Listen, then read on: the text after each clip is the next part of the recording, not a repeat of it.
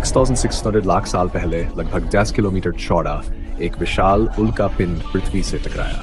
टकराने के उसी पल इतनी बड़ी ऊर्जा और बेहद गर्म झटका लहर पैदा हुई कि जहां जहां ये गर्म लहर पहुंची वहां के सभी जीव कुछ ही सेकंड में वाष्प बन गए।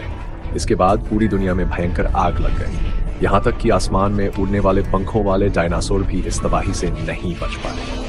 उल्का पिंड के टकराने से उठी धूल और पूरी दुनिया में लगी आग से बना धुआं वायुमंडल में ऊपर तक पहुंच गया और सूरज की रोशनी पूरी तरह रुक गई।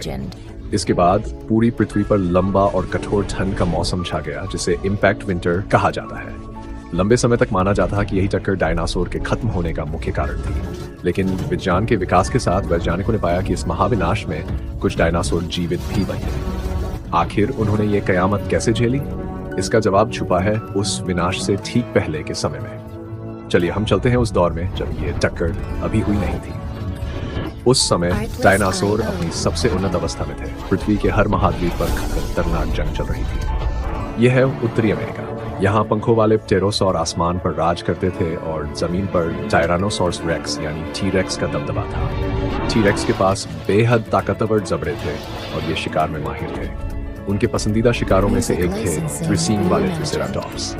एक ट्रिसेराटॉप्स का शिकार पूरे टी-रेक्स परिवार को एक हफ्ते तक खाना खिला सकता था।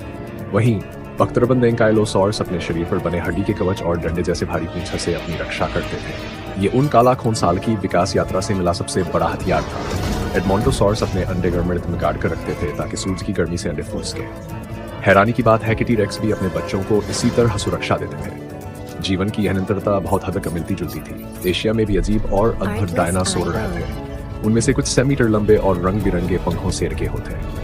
उनके लंबे हाथ और नुकीले पंजे शाखाओं को पकड़ सकते थे और शिकारियों से लड़ सकते थे। इन्हें थेरिजिनोसॉर्स कहा जाता था।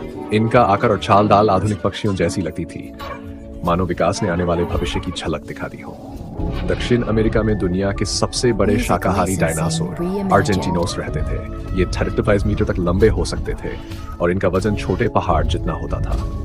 लेकिन इतने बड़े होने के बावजूद इन्हें मैपोसॉर्स नाम के विशाल मांसाहारी डायनासोर का शिकार बनना पड़ता था। मैपोसॉर्स के पंजे 30 सेंटीमीटर लंबे होते थे और ये आसानी से इनके शरीर को काट सकते थे। फिर भी अर्जेंटिनोसॉर्स कमजोर नहीं थे। वेब्स अपने भारी शरीर को हिलाकर इन शिकारी डायनासोर को दूर फेंक सकते थे। हर दिन यह शिकार और भाग दौड़ चलती रहती थी। हर कोई खाने और अपनी अगली पीढ़ी को पालने के लिए संघर्ष कर रहा था, लेकिन उन्हें यह नहीं पता था कि यह सब कुछ बहुत जल्द खत्म होने वाला है।